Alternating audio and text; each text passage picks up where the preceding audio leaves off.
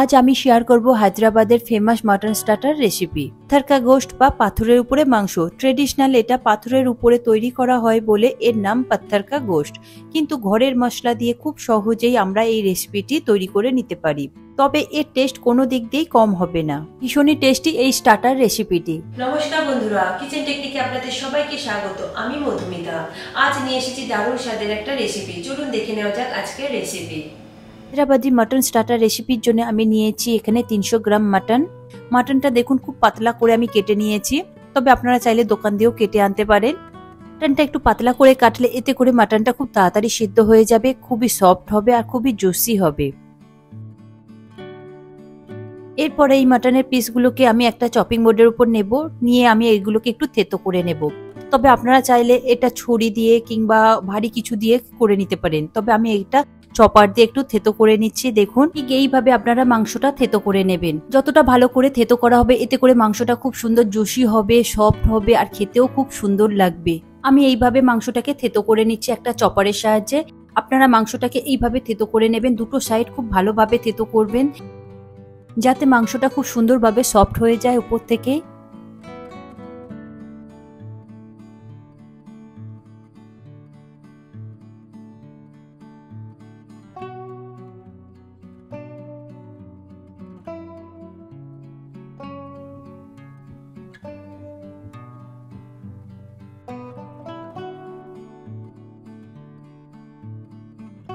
দেখুন মাংসটা আমার থেতো করা হয়ে গিয়েছে, সবকটা আমি একই রকম ভাবে করে নেব। সব মাংস আমার রেডি করা হয়ে গিয়েছে, দেখুন কত সুন্দর সফট হয়েছে।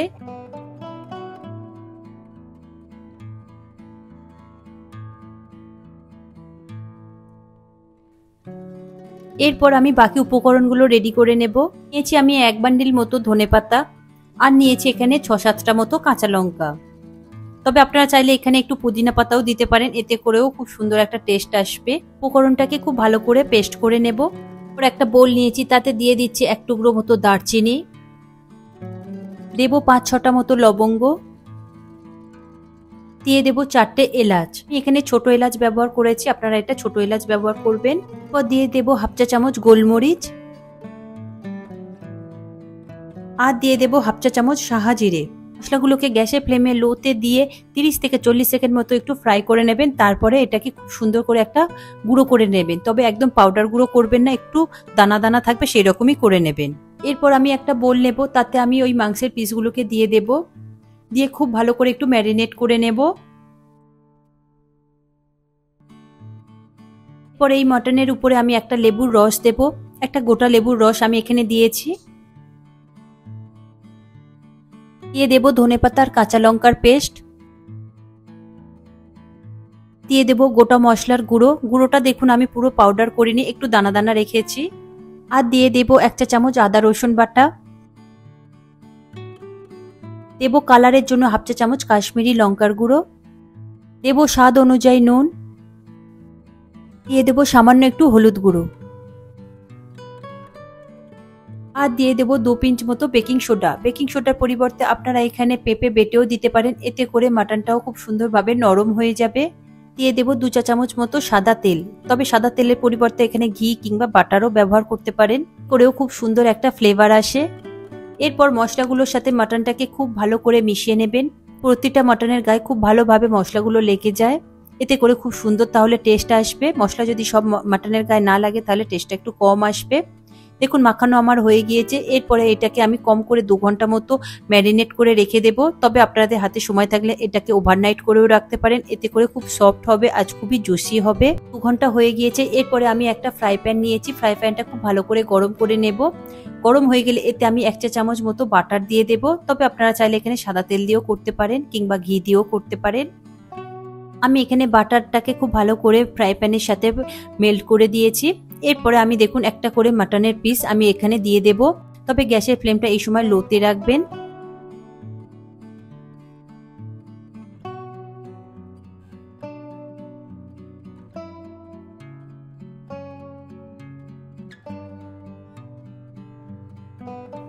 দেখুন আমার সবকটা মাটন দেওয়া হয়ে গিয়েছে। এরপরে আমি এটাকে ঢাকা দিয়ে দেব, দিয়ে 10 থেকে 15 মিনিটের জন্য লো ফ্লেমে রেখে দেব। তবে মাঝের মধ্যে একটু করে উল্টিয়ে দেবেন, এতে করে খুব ভালোভাবে দু সাইড দিয়ে সিদ্ধ হয়ে যাবে।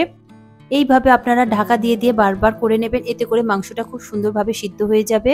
মাটন দেওয়ার পরে মাটন থেকে অনেকটা পরিমাণে জল ছাড়বে, তবে এই জলটাই দিয়েই মাংসটা খুব সুন্দরভাবে সিদ্ধ হয়ে যাবে, এতেই শুকিয়ে যাবে।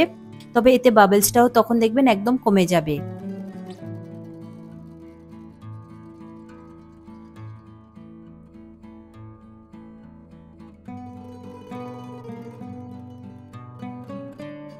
এখন মাটনগুলো খুব সফট হয়ে গিয়েছে, রেডি হয়ে গেছে দুটো সাইড দিয়ে একদম।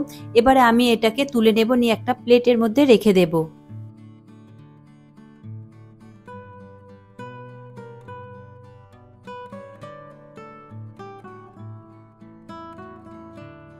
দেখুন সব মাটনের পিসগুলো আমি তুলে নিয়েছি। এবার ওই ফ্রাই প্যানের মধ্যেই আমি আবারও বাকি মাটনগুলোকে দিয়ে দেব।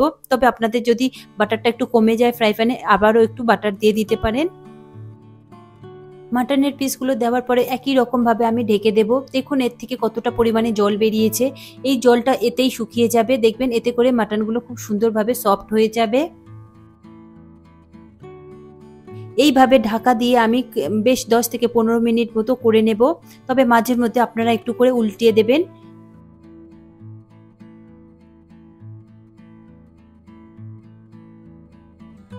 দেখুন ঢাকা খুলে দেখছি, দেখুন জলটা কতটা পরিমাণে একদম টেনে নিয়েছে। এরপরে দেখুন আমার রেডি হয়ে গিয়েছে মাটনগুলোর পিসগুলো। আমি এবার তুলে নেব, নিয়ে এরপরে আমি একটা প্লেটের মধ্যে সার্ভ করে নেব। দেখুন রেডি হয়ে গিয়েছে আমার পাত্তার কা গোশত বা পাথরের উপর মাংস। দেখুন রেডি হয়ে গিয়েছে হায়দ্রাবাদি মাটন স্টার্টার রেসিপি। এইভাবে প্রতিটা টিপস ফলো করে আপনারা করে দেখুন, অসম্ভব সুন্দর খেতে হয়েছে। সন্ধ্যাবেলার টিফিনে ভীষণই ভালো লাগবে এটা। আশা করি আজকের এই রেসিপি আপনাদের ভালো লাগলো। ভালো লাগলে এইভাবে একবার বানিয়ে দেখুন, আমার মনে হয় আপনাদের সকলেরই ভীষণ ভালো লাগবে।